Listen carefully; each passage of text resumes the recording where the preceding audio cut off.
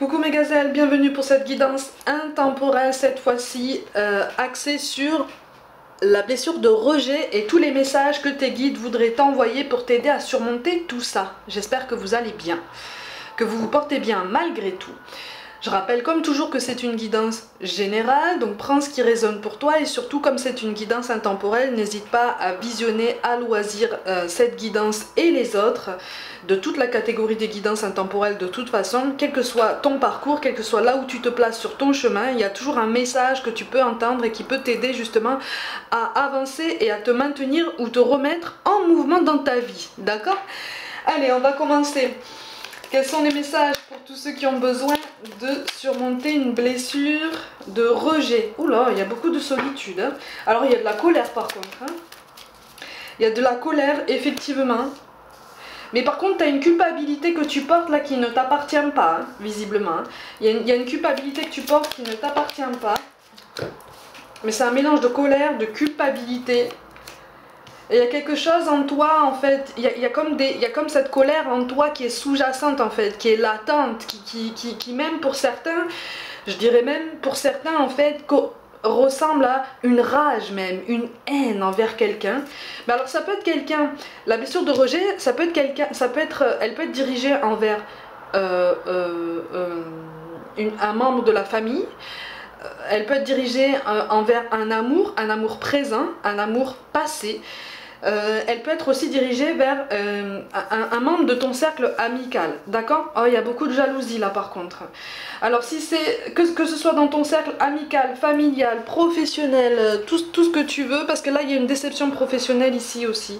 La blessure de rejet, elle peut aussi apparaître dans des déceptions professionnelles, je te le dis. Il y a un climat de travail qui est quand même particulièrement tendu, hein. Les conditions sont délétères, il y a des énergies très basses. Tu sais qu'ils sont alimentés par des petits cancans, des petites rumeurs, des petites jalousies, des petits coups bas. On te parle effectivement d'une évolution, d'un départ, de la nécessité de t'éloigner, de toute façon.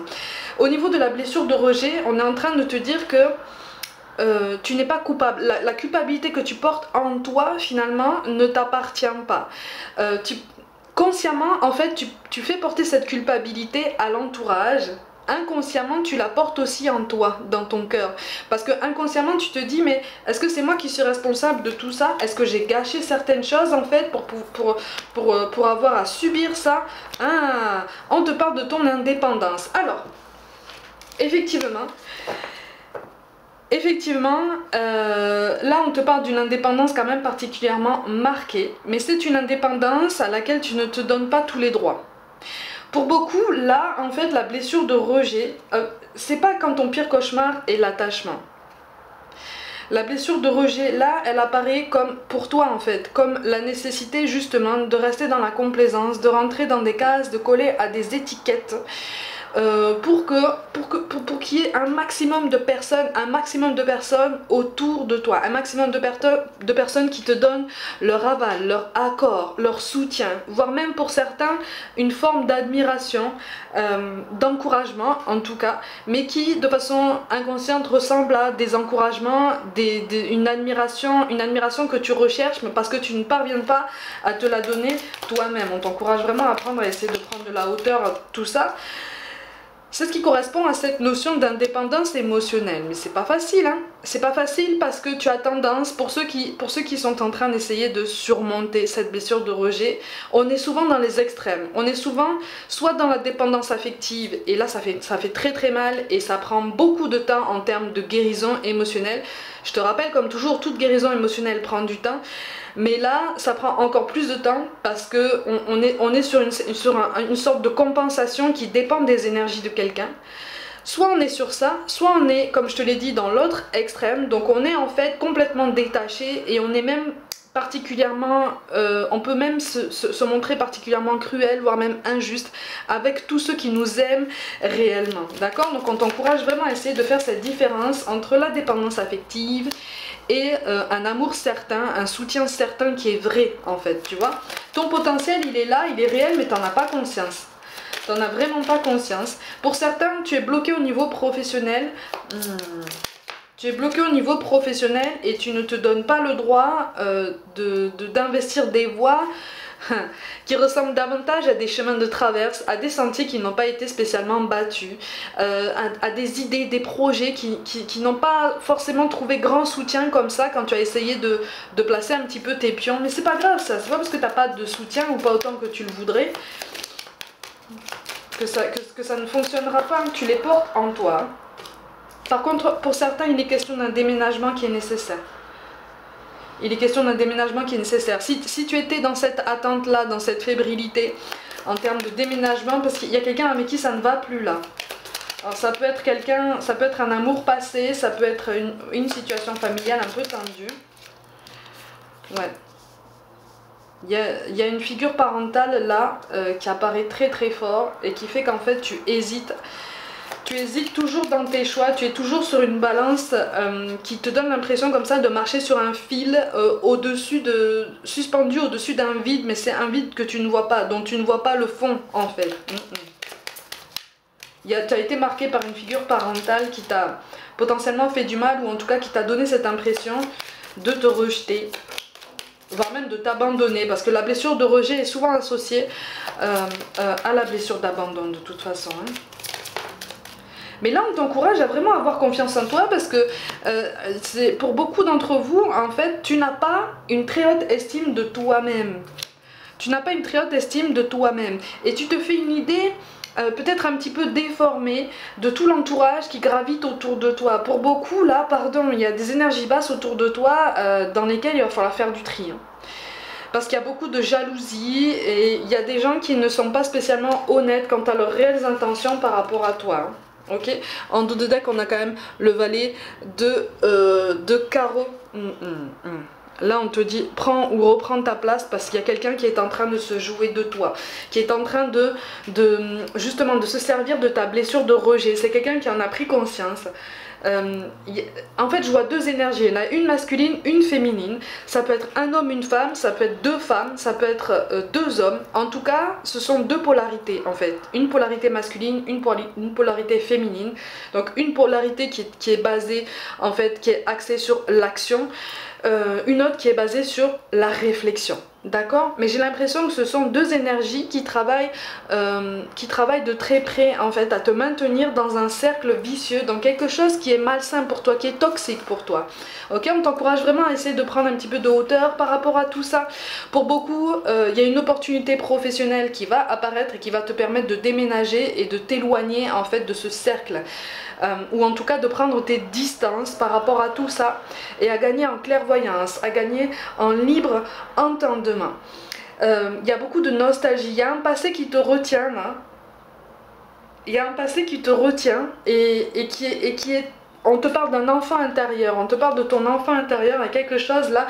On te demande effectivement si tu aimes l'enfant que tu as été. Si tu aimes toujours l'enfant que tu as été ou si tu l'as un jour aimé en fait. Et comment est-ce que tu peux faire pour lui donner cet amour, pour lui redonner cette existence en toi. Parce qu'en fait, notre enfant intérieur, je grossis le trait hein, pour t'expliquer, notre enfant intérieur en fait c'est l'enfant qu'on a été.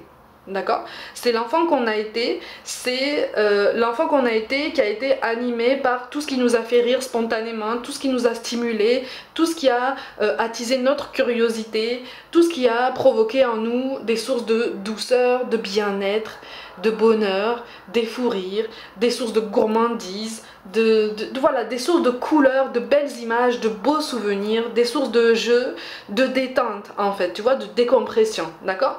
Ça c'est quelque chose qu'on garde en nous, mais qu'on a tendance à oublier en grandissant parce que on se formate, parce que on essaye de faire notre place, parce qu'on oublie en fait, on devient sérieux, d'accord?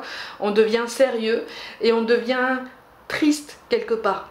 Tu vois, on devient triste et ça accentue cette blessure de rejet en l'occurrence, tu vois. Donc ça peut biaiser la vision qu'on a de nous-mêmes, la place qu'on se donne dans notre vie, tu vois. Et là on te dit que pour l'instant la place que tu occupes dans ta vie, tu l'occupes pas pleinement et entièrement. Elle te revient de droit parce qu'on en a chacun une. D'accord? Elle te revient de droit, mais là, on t'encourage vraiment à essayer de faire du tri et de prendre du recul par rapport à ta situation là, parce que tu confonds tes alliés et entre guillemets tes ennemis.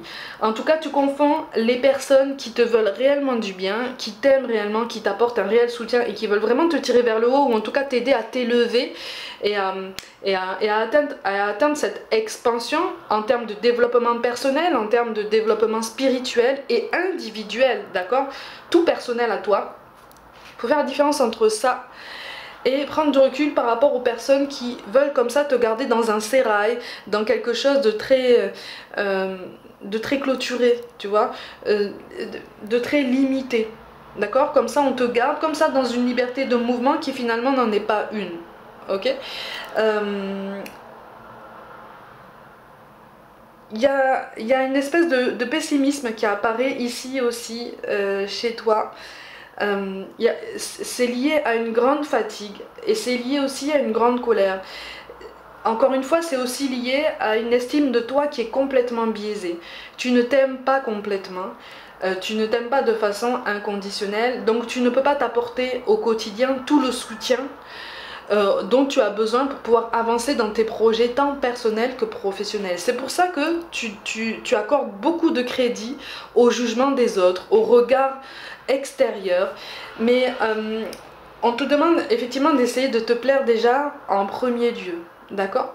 Il suffit pas de se dire je m'aime, je me donne de l'amour et je suis capable. Non, c'est très bien, ça commence par des affirmations comme ça. On appelle ça des mantras, on appelle ça des sankalpas si tu veux. On appelle ça des affirmations positives, tu le prends comme tu veux. Ça peut constituer un élément complémentaire à toute la motivation qu'on t'encourage à gagner au quotidien, mais pour toi-même. C'est une énergie qui doit venir de toi-même. Ta force vitale, elle est là, en fait. Là, j'ai l'impression qu'en fait, ce qui ressort ici, c'est un tempérament qui s'est construit comme ça de guingois, tu sais, un petit peu en équilibre comme ça avec le temps. On a avancé, ça a été chaotique, on a trébuché, on a tangué, mais on a toujours avancé. On a toujours trouvé un moyen d'avancer. Mais si tu regardes, si tu fais le bilan, tout domaine confondu, en général, tu as avancé en te tenant à la rampe d'escalier. Tu vois? Et là, on te dit, donne-toi cette spontanéité à laquelle tu aspires et que tu t'interdis. Pourquoi est-ce que tu t'interdis cette spontanéité? Pourquoi est-ce que tu t'interdis d'être toi-même en fait? Qu'est-ce qui te fait peur dans le jugement des autres? On te rappelle que le jugement des autres en fait n'est que le reflet de leur vie à eux, de leur avis en fait, leur filtre personnel, leur sensibilité, leurs blessures, ce dont eux ne te parlent pas. Tu vois? Leur lutte intérieure. J'aime pas parler de combat intérieur, mais je vais en parler pour vraiment t'aider à comprendre un petit peu tout ça. On est tous en train, comme on dit, hein, de livrer un combat intérieur, ou en tout cas, on est tous en train de nous poser des questions. On est tous en train de réfléchir en fait à toutes les possibilités qui peuvent s'offrir à nous. Alors avec un petit peu, avec plus ou moins d'intuition, plus ou moins de rationalité. Mais pour tous ceux qui cherchent à évoluer, pour tous ceux qui cherchent à avancer, il y a toujours des questions comme ça qui restent en suspens, qui tournent, qui retournent et qui souvent donnent naissance à d'autres questions qui trouvent rarement réponse de façon objective, d'accord, et clairvoyante. Là, on est en train de te dire que tu es un électron libre et que tu peux être l'élément principal de ta vie et de tes occupations. À partir du moment où tu te places comme élément principal en fait de ton chemin, tu redeviens acteur, actrice de ta vie. Donc ce rejet-là, il est toujours là. Cette sensation de rejet est toujours là. Cette blessure de rejet, elle mord toujours ton cœur. Mais si tu prends cette distance-là, en fait, ça t'aide à gagner en clairvoyance et à te dire, mais finalement, je ne suis pas responsable de tout ça. Parce que les décisions et les choix des personnes que je porte comme responsables de cette blessure de rejet sont conditionnés par leur vie, leur avis, par des choses dont je ne suis pas spécialement au courant. D'accord? C'est pour ça que je te parle d'une figure parentale qui t'a marqué, et qui t'a surprise, mais pas dans le bon sens du terme, tu vois, qui t'a fait vaciller dans ta personnalité, qui a remis en question, ça a été violent quand même, hein, qui a remis en question ta légitimité, tes choix, ta solidité, ta confiance en toi, ta beauté intérieure, extérieure, ta capacité de rayonnement. C'est quelqu'un qui, voilà, c'est quelqu'un qui qui a voulu étouffer tout ça, tu vois, en voulant te garder dans un périmètre bien délimité, voilà, pour avoir un peu la main sur toi, sur tes actions, sur ton quotidien, sur tes projets, si tant est qu'il y en avait en fait, parce que pendant un temps, je sens en fait que tu t'es bridé en termes de projets et tu t'es conforté en fait à remplir les projets des autres.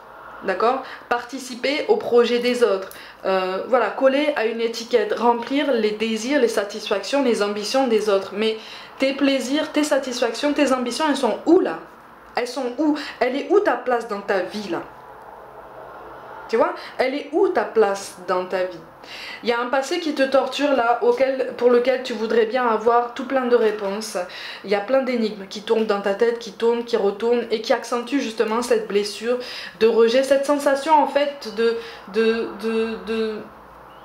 ne pas être légitime, d'être aimé. Tu vois? Ça participe d'un manque de confiance en soi et d'un manque d'estime de soi. En fait, moi je te ressens comme si tu avais un trou béant dans le cœur que tu essayes de combler avec les encouragements des autres, avec les félicitations extérieures, avec les approbations d'autrui. Tu essayes de combler ce trou, c'est normal, hein? C'est normal. Mais ça reste un trou béant quand même, parce que finalement, c'est pas quelque chose qui vient de toi. Tu vois ce que je veux dire? C'est pas quelque chose qui vient de toi, c'est quelque chose que tu t'épuises à aller chercher à l'extérieur pour essayer de combler tout ça. Ça fait mal au cœur, hein? Ça fait mal au cœur parce que jusqu'à présent ça a ralenti, voire même empêché tout plein de projets, que ce soit professionnel, parce que là au niveau professionnel, t'es vraiment pas épanoui, je te sens pas épanoui. Il va y avoir une belle opportunité, continue de t'ouvrir sur le monde, continue de mettre en valeur ton potentiel. Si tu n'as pas commencé, vas-y commence, il est temps, d'accord? Il est temps. Il est temps que tu dévores ta vie, il est temps que tu dévores ton quotidien, il est temps que tu rayonnes de toutes les couleurs que tu souhaites. Il est temps que tu te grandisses, que tu t'élèves et que tu t'aimes entièrement. Ou en tout cas, que tu apprennes à chaque jour à t'aimer en douceur, toujours un peu plus. Ça fait mal au cœur parce que ce trou béant là, je te le dis, hein, je suis honnête avec toi, il va mettre du temps à guérir. Mais il y a un passé sur lequel effectivement on t'encourage à renoncer à beaucoup de questions. Ça fait mal parce que je te ressens en fait dans l'urgence d'obtenir ce genre d'obtenir des réponses par rapport à quelqu'un du passé, et notamment à une figure parentale ou quelqu'un qui a peut-être participé à ton éducation ou à ton histoire, au début de l'histoire de ta vie, de ton incarnation, d'accord? Le début de ton incarnation. Mais on te dit, visiblement on te dit que toutes les réponses ne sont pas bonnes à recevoir. C'est dur, hein? C'est dur. Mais sois assuré que tu reçois tout mon soutien, tous les soutiens de tes guides, tous les soutiens de tes défunts. Il y a une énergie féminine qui est derrière toi de toute façon. Pareil, il y a une énergie féminine, il y a une énergie masculine, mais qui est plus âgée, qui est derrière toi, de l'autre côté, et qui t'encourage à bouger, qui t'encourage à t'élever, qui t'encourage à prendre des décisions, à regarder en face toutes tes émotions et à te donner le droit en fait de les laisser remonter, à te donner le droit aussi de prendre le temps d'exprimer toutes ces émotions, d'essayer de poser des mots sur tout ça, même si au début on ne pèse pas bien ces mots, même si au début on ne parvient pas trop à comprendre ce qui se passe, ni à se faire comprendre. Au moins on commence à exprimer, on commence à sortir de soi, sortir de son corps en fait tout ce qui a été contenu. On commence à penser le trou béant en fait qu'il y a dans ton cœur là, tu vois? Tu vois ce que je veux dire? Ce trou là, il est alimenté par tout ce que tu as contenu, par toutes les questions qui tournent et qui retournent et pour lesquelles il n'est pas bon d'avoir toutes les réponses. Encore une fois, on essaye d'insister sur ça parce que tu as le regard un peu trop braqué sur le passé. Mais ça peut se comprendre, hein. Ça peut se comprendre parce que j'ai l'impression qu'en fait tu as la sensation d'avoir des fondations tremblantes en fait. Tu as la sensation d'avoir eu un début de vie presque inexistant ou en tout cas comme coupé en morceaux, comme éparpillé. En fait moi je te ressens comme dans la sensation d'être éparpillé comme ça un petit peu partout. D'avoir un cœur éparpillé comme ça, je sais pas trop comment expliquer. Oui, pour certains, en fait, tu te sens brisé et tu as eu du mal. Tu as eu du mal toute ta vie à te reconstituer, à te recoller, à te construire. Mais c'est parce qu'en fait, tu n'as pas regardé en face ce qui se passait en toi. Tu vois? Mais c'est difficile, hein? C'est difficile. Mais là, on est en train de te dire que tu es en train de passer un cap. Visiblement, il y a une saturation qui commence à apparaître dans ton cœur, qui commence à apparaître dans ton esprit, dans ta façon de réfléchir, dans ta façon d'aborder ton quotidien. Et donc dans ta façon d'aborder la place que tu occupes dans ta vie. Tu commences à te poser les bonnes questions. Tu vois? C'est en ça en fait qu'on te dit, plutôt que de chercher toutes les réponses absolument à toutes les questions de ton passé, concentre-toi sur les questions qui se ressentent sur ton présent et la place que tu occupes aujourd'hui, la place que tu souhaites te donner aujourd'hui, la valeur que tu souhaites te donner réellement par toi-même aujourd'hui. Et donc la grande valeur. D'accord? Parce que n'oublie pas, on est en train de te dire que tu es quelqu'un de formidable et que cette blessure de rejet là, elle est juste entre guillemets juste là pour te faire comprendre que tu peux te dépasser, que tu peux t'élever et que tu peux avoir l'impression comme ça de marcher sur des œufs comme ça, de marcher sur la pointe des pieds, d'évoluer sans trop oser, mais en fait tu es juste en train de te découvrir. Dans les premiers temps, tu auras cette sensation-là. Cette sensation de te découvrir. Donc tu auras la sensation d'avancer à tâtons, de potentiellement, si tu poses un jugement très dur sur toi, par moment tu auras tendance à te dire mais qu'est-ce que je suis en train de faire là? Finalement je fais n'importe quoi et je devrais arrêter. Et non justement, c'est quand on a l'impression d'avancer à tâtons qu'en fait on avance le mieux. D'accord? Parce qu'on se donne la liberté de prendre des initiatives, on se donne la liberté d'investir tous les champs des possibles qui peuvent se présenter à nous. D'accord? C'est parce que rien n'est paramétré, rien n'est soumis au jugement des autres, rien n'est soumis à l'aval de qui que ce soit, rien n'est soumis à un nombre certain de soutien extérieur. Tu avances par toi-même. Tu vois? Et donc tu travailles ta confiance en toi, tu travailles ta confiance en ton potentiel créateur, tu redeviens créateur, créatrice de ta vie. Donc finalement tu es moins déstabilisé par toutes les personnes qui font volte-face comme ça autour de toi et pour lesquelles tu te rends compte que les intentions ne sont pas si pures, si transparentes que ça envers toi. D'accord? On te parle d'un gain de clairvoyance et d'un tri à venir dans ton relationnel, tant familial qu'amical. D'accord? Au niveau professionnel, pour beaucoup, on insiste beaucoup, il va y avoir une modification au niveau professionnel. Pour certains, on va s'atteler à quelque chose qui va te demander d'être mobile. D'accord? Qui va te demander de te déplacer. Mais ça va te plaire ça. Ça va te plaire parce que justement, ça va t'aider à explorer tous les champs des possibles de ta vie, mais tout domaine confondu. En fait, cette opportunité professionnelle va ouvrir la voie, va faire s'effondrer tous les barrages qu'on a essayé d'ériger pour toi dans tous les autres domaines de ta vie, tu vois. Ça va être comme un élément déclencheur, tu vois, comme un détonateur qui va tout faire tomber. Et c'est là en fait que tu risques d'être abasourdi, c'est là que tu risques d'être étonné en fait par toute l'étendue des belles choses et des belles personnes qui t'attendent et qui te tendent déjà la main pour certains. Tu vois?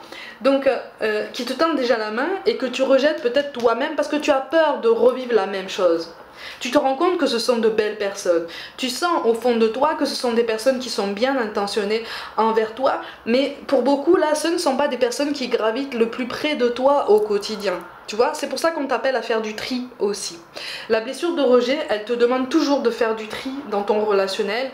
Mais avant de faire du tri, il faut gagner en clairvoyance, il faut gagner en recul. Et donc, il faut regagner confiance en son potentiel personnel. D'accord? Et ne plus attendre les approbations extérieures, ne plus attendre en fait de plaire à la masse et au plus grand nombre. Non, tu avances comme tu le souhaites, tu avances comme tu essayes, tu prends des initiatives, tu tentes. Tu essayes, tu trébuches, tu te relèves, tu continues, tu recommences, tu crées. Et finalement, tu finis par inspirer. Et respirer. D'ailleurs, c'est plutôt dans cet ordre-là. Tu finis par respirer et après, tu inspires. Tu peux inspirer d'autres personnes. En tout cas, tu es sur cette voie-là. Tu vois? Donc, quelque part, au niveau des messages qu'on te donne là, on te donne de beaux messages en ce sens que même si on te dit que pour l'instant, au niveau relationnel, Il y a des choses comme ça pour lesquelles il va falloir prendre de la hauteur. Il y a des personnes dont on t'encourage à t'éloigner un petit peu. Ou en tout cas à moins te confier. Il y a quelque chose de beau qui se profile pour toi en fait, tu vois. On est vraiment en train de te dire que tu es sur la bonne voie pour surmonter tout ça, même si ça va prendre du temps et même si tu risques d'avoir l'impression de temps en temps de régresser, voire même de faire n'importe quoi parce que tu ne comprendras pas en fait ce qui se passera. C'est tout à fait normal parce que tu vas entamer une transformation qui est colossale, qui est importante, qui est écrite et qui est particulièrement saine en fait. C'est ce qu'on t'encourage vraiment à garder en tête. Cette transformation est saine, elle est nécessaire et indispensable pour surmonter cette blessure ou en tout cas faire en sorte qu'elle te touche moins parce que tu auras rétréci le trou qu'il y a dans ton cœur. Tu vois, tu l'auras rempli d'une énergie qui est tienne par toi-même. Et c'est de cette façon-là, en te concentrant sur ça, que tu vas pouvoir te reconstruire, que tu vas pouvoir t'élever, que tu vas pouvoir vraiment te rétablir sur des appuis beaucoup plus solides parce que tout personnel, tout individuel, parce qu'ils partiront de toi, de ta force, de tes initiatives, de tes projets et de ta puissance en fait. Ça partira pas de l'extérieur, ça partira de l'intérieur. Tu vois, et c'est comme ça que tu pourras t'ouvrir au monde, c'est comme ça que tu pourras t'ouvrir à toutes les nouveautés, c'est comme ça que tu pourras gagner en clairvoyance sur ta vie en général, tout domaine confondu. Donc il y a quelque chose de très beau en fait qui s'annonce pour toi et qui va te permettre de reprendre un petit peu les rênes et de ne plus avoir l'impression de subir un petit peu ton relationnel. D'accord? Ni ton passé. Pour certains, ton passé là va avoir des réponses mais ça va prendre du temps. D'accord? Parce que tu n'accordes pas ta confiance aux bonnes personnes pour l'instant. Les personnes qui gravitent le plus proche autour de toi ne sont pas les plus à même de te donner les bonnes réponses sur ton passé, ou en tout cas des réponses objectives, claires et clairvoyantes. D'accord? Il y a des personnes qui sont un petit peu plus loin et qui vont être capables de t'accompagner pour ça. Ok? Mais pour ça, il faut que on t'encourage vraiment à ouvrir les yeux et à ouvrir ton cœur aussi. Tu vois, à oser le montrer, en parler, accepter l'état actuel de ton cœur pour justement essayer d'y travailler et de surmonter tout ça. Mais tu es vraiment sur la bonne voie, d'accord? Ne te ferme pas, ok? Et surtout, ouvre-toi à toi-même, il est temps maintenant. Tu le mérites bien, d'accord? Voilà mes gazelles pour cette blessure de rejet. Comme d'habitude, prenez soin de vous, croyez en vous. Pour toute guidance personnelle, envoyez-moi un mail. N'hésitez pas à vous abonner à cette chaîne si le cœur vous en dit, à liker, commenter et partager autour de vous. Je vous invite aussi à me rejoindre sur Facebook et Instagram pour du contenu complémentaire. Je vous envoie tout mon soutien et je vous dis à très vite.